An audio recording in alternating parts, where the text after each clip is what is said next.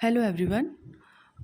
मैं फिर से अपना एक क्वाड्रेटिक इक्वेशन का चैप्टर लेके आई हूँ, जिसमें मैं कंप्लीटिंग द स्क्वायर मेथड से ही कर रही हूँ। इस क्वेश्चन को जो है हम डिवाइड मेथड से करेंगे या डिवाइड तरीके से करेंगे। पिछले 2 वीडियोस में मैंने आपको सेम क्वेश्चन, मतलब इसी तरह के जो क्वेश्चंस हैं उनको मल्टीप्लिकेशन के वे से कैसे कंप्लीट करते हैं और उसे स्क्वायर कैसे निकालते हैं मैंने बताया था। अभी लास्ट वीडियो जो मैंने अपलोड किया है वो है डिवाइड मेथड का, डिवाइड के तरीके से हम इसको कैसे प्रूव कर सकते हैं। और ये जो क्वेश्चन है इसको भी मैं डिवाइड वे में ही कैसे कर सकते हैं इसका डाल रही हूँ। 2 क्वेश्चंस आपके पास मल्टीप्लिकेशन वाली वे से हैं और जो 2 वीडियोस अब आपके पास हैं वो डिवाइड मेथड से हैं। आप किसी भी मेथड का यूज़ करके roots of the quadratic equation निकाल सकते हो, उसमें कोई प्रॉब्लम नहीं है। लेकिन आपको अच्छे से इसमें आना चाहिए, इसलिए बहुत सारे क्वेश्चंस हैं जो आप कर सकते हो। ये जो क्वाड्रेटिक इक्वेशन चैप्टर है वो 10th स्टैंडर्ड का है। ये जो मेरी अपनी सीरीज़ स्टार्ट की है मैंने, इसमें 10th स्टैंडर्ड के जितने भी चैप्टर्स हैं उनमें मैं वीडियोस बनाऊंगी और हर एक टॉपिक को क्लियर करूंगी, और उस पर जितने भी वीडियोस हैं, जितने भी क्वेश्चंस हैं एनसीईआरटी बुक के, मैं मैक्सिमम कवर करने का ट्राई करूंगी। और अगर आपको कोई और दूसरे क्वेश्चंस हो जो किसी और बुक के हो तो आप मुझे कमेंट सेक्शन में कर सकते हैं, मैं उन पर भी वीडियोज़ बनाकर आपको इसमें दे दूँगी। अभी जो हमारा दूसरा क्वेश्चन है इसको मैं डिवाइड मेथड से ही करूँगी। अगर आप मल्टीप्लिकेशन वे से जानना चाहते हैं कैसे करते हैं तो आप मेरे पुराने वीडियोस को देख सकते हैं। अब इसकी जो क्वेश्चन है वो है हमारा 2x² - 5x + 3। इसमें भी अगर हम कोफिशिएंट को चेक करेंगे तो यहाँ पे 2 है और ये परफेक्ट स्क्वायर नहीं है। अगर हमें मल्टीप्लिकेशन वे से करना है तो भी हमें सबसे पहले यही चेक करना पड़ता है कि जो हमारा कोफिशिएंट है वो x² का जो कोफिशिएंट है वो परफेक्ट स्क्वायर है या नहीं है। उसके बाद हम मल्टीप्लिकेशन या डिवीजन कुछ भी कर सकते हैं। इस पूरी इक्वेशन को अगर हम 2 से डिवाइड कर दें तो हमारे पास कोफिशिएंट 4 बन जाएगा, और 4 एक परफेक्ट स्क्वायर है, तो उस तरीके से भी कर सकते हैं। पर अभी मैं आपको डिवाइड वाले तरीके से बताऊंगी कि इसको कैसे करना है। तो इसका जो भी कोफिशिएंट रहता है x का, जो कि परफेक्ट स्क्वायर नहीं है, हम इस पूरे इक्वेशन को 2 से डिवाइड कर सकते हैं। 2 डिवाइडेड बाय 2x² - 5x + 3 = 0। अगर हम इस पूरी इक्वेशन को 2 से डिवाइड कर देंगे तो हमारे पास जो नंबर है वो आएगा x²। हमारे पास इक्वेशन ये बनेगी -5/2x एंड +3/2 = 0। अब जो हमारी मिडिल टर्म है उसको हम हमेशा 2x के फॉर्म में कन्वर्ट करने के ट्राई करते हैं, क्योंकि हमें इसमें a - b का होल स्क्वायर का फॉर्मूला बनाना है।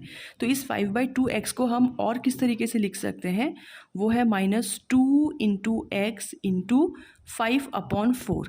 जब आप इस पूरे टर्म का मल्टीप्लिकेशन करेंगे तो ये 2 ऊपर का और ये नीचे का 4 जो है वो डिवाइड हो जाएगा और हमारे पास 5/2 बच जाएगा। तो 5/2x हमें मिल जाएगा। हम मिडिल टर्म को इस तरीके से भी लिख सकते हैं। अब है 5/4, इस दोनों में हमें 5/4 स्क्वायर से एक प्लस करना है और माइनस करना है। प्लस और माइनस दोनों करने से हमारी इस इक्वेशन में कोई भी फ़र्क नहीं पड़ेगा, लेकिन हमारा फॉर्मूला बनेगा, इसलिए हमें ये स्टेप करना ज़रूरी है। इसके बाद है हमारे पास 3/2 जो हमारी थर्ड टर्म है, and that is equals to 0।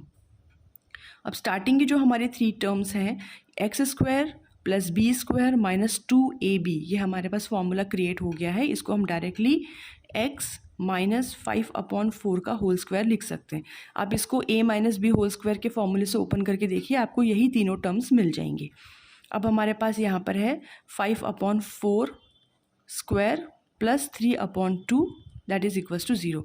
अब हमें इन दोनों टर्म्स को सॉल्व करना है, तो ये आ जाएगा 5/4 होल स्क्वायर। इनमें से हम माइनस कॉमन ले लेते हैं, तो हमारे पास बचेगा 5/4 का स्क्वायर, मतलब 5 5 से 25 एंड 4 4 से 16।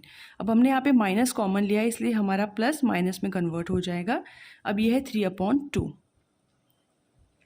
इसको हम एलसीएम लेके जब हम सॉल्व करेंगे तो हमारे पास जो टर्म बचेगी वो आएगी x - 5/4 स्क्वायर माइनस, इसमें हम लेंगे 16 एलसीएम, दैट विल बी 25। और यहाँ पे जब हम करेंगे तो 8 2 16, 8 24। आप इसको एलसीएम करके देख लीजिएगा, you will get the same term. x - 5/4 whole square minus 25 - 24 is 1/16, that is equals to 0। ये टर्म माइनस की है, इसको इक्वल्स टू के उधर ले जाएंगे तो पॉजिटिव हो जाएंगी। 5/4 whole square that is equals to 1/16। अभी जो स्क्वायर है इसको हटाकर हम 1/16 पे अंडर रूट चढ़ा सकते हैं, तो ये हो जाएगी हमारी x minus 5/4 is equals to under root हमेशा प्लस माइनस के फॉर्म में निकलता है, इसलिए 1/16। तो दैट विल बी 1/16। 16 जो है वो रूट है 1/4 का। 4 4 सा 16 एंड 1 1 सा 1। रूट 1 हमेशा 1 में ही आता है। अब ये 5/4 is again a minus term, so हम इक्वल्स टू के उधर ले जाएंगे तो इट विल बी पॉजिटिव। तो 5/4 प्लस माइनस 1/4। अब ये प्लस माइनस है, इसको हम इस तरीके से ओपन करेंगे, 5/4 प्लस 1/4 एंड 5/4 माइनस 1/4। तो इसकी दो वैल्यूज़ हमारे पास, दो रूट्स हमारे पास आ जाएंगे। 5 + 1 इज़ 6/4। इसको हम 2 से डिवाइड करेंगे तो we will get 3/2। This is our first root of this quadratic equation. And second is 5 - 1 is 4, 4/4 is 1।